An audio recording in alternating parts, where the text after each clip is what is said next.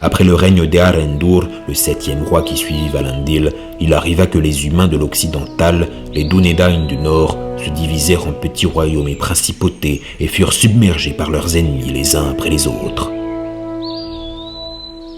Ils diminuèrent au fil des ans et ne laissèrent plus leur gloire passée que des tombes où l'herbe poussait. Rien ne resta plus d'eux que des êtres étranges qui se cachaient dans les terres incultes. Les autres hommes ne connaissaient ni leur demeure ni le but de leur errance, et leur origine fut oubliée de tous, sauf Imladris dans la maison d'Alrond. Les tronçons du glaive furent gardés avec amour par les héritiers d'Isildur pendant maintes générations, et leur lignée de père en fils resta intacte.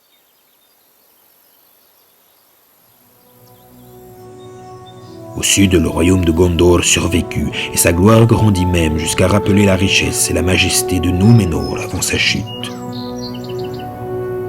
Ce peuple dressa de hautes tours, des forteresses, des ports pour 1000 navires, et la couronne ailée du roi des hommes fut respectée ou redoutée par les humains de tout pays et de tout langage.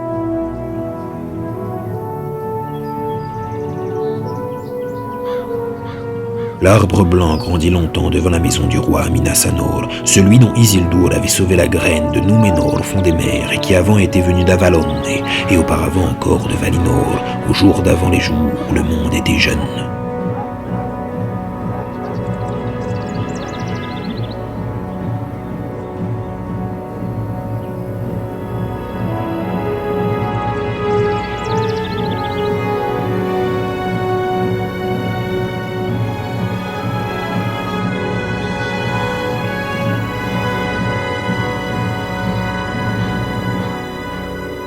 Enfin, pourtant usé par les années qui passaient si vite sur les terres du milieu, Gondor déclina, et la lignée de Meneldil, fils d'Anarion, s'éteignit. Le sang des Núménoréens se mêla à celui de tant d'autres hommes que leur pouvoir et leur sagesse en furent diminués, leur vie raccourcie, et qu'on négligea de surveiller Mordor. Au temps de Telemnar, le 23e de la lignée de Meneldil, une peste fut apportée par les vents noirs qui frappa le roi et ses enfants avant d'emporter une grande partie du peuple de Gondor. Les forts qui bordaient Mordor furent désertés, Minas Ithil vidé de ses habitants, et le mal pénétra de nouveau secrètement au pays noir.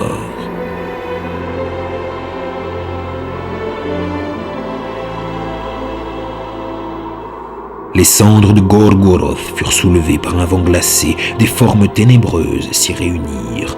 On dit qu'en vérité c'étaient les Ulairi, ceux que Sauron appelait les Nazgûl, les 9 spectres de l'anneau depuis longtemps cachés qui revenaient maintenant préparer le chemin du maître qui grandissait à nouveau.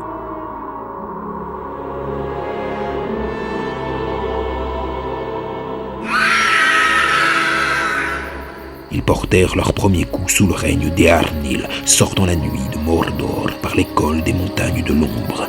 Ils s'installèrent à Minas Ithil et en firent un endroit si terrifiant que nul n'osait y porter le regard.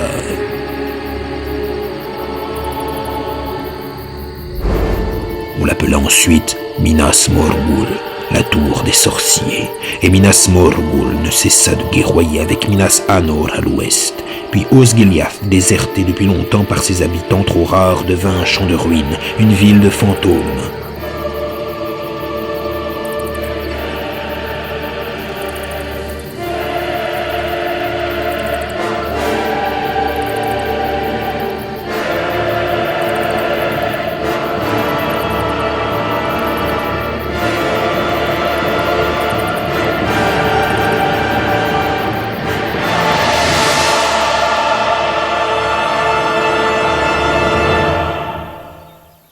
Seul Minas Anor résista et reçut le nouveau nom de Minas Tirith, la tour de garde, car les rois firent construire au milieu de la forteresse une tour blanche très haute et très belle qui surveillait de vastes territoires.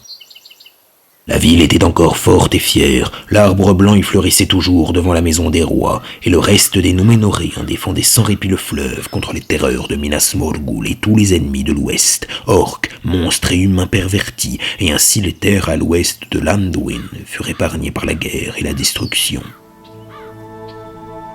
Minas Tirith résista même après le règne d'Eärnur, fils d'Eärnil et dernier roi de Gondor. C'est lui qui chevaucha seul jusqu'aux portes de Minas Morgul pour défier le maître des lieux. Il le provoqua en combat singulier mais fut trahi par les Nazgûl et emmené vivant dans la cité de la douleur. Nul vivant ne le revit plus.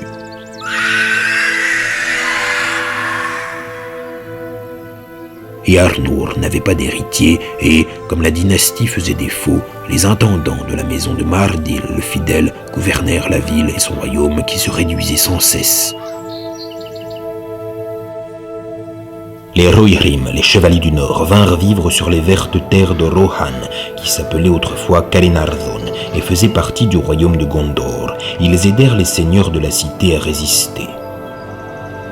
Au nord, au-delà des chutes de Rauros et des portes d'Argonath, il restait encore des ouvrages défensifs, si anciens que les humains en savaient peu de choses et contre lesquels les créatures du mal n'osaient pas avancer, tant que l'heure n'était pas venue qui verrait revenir une fois encore leur sombre seigneur, Sauron.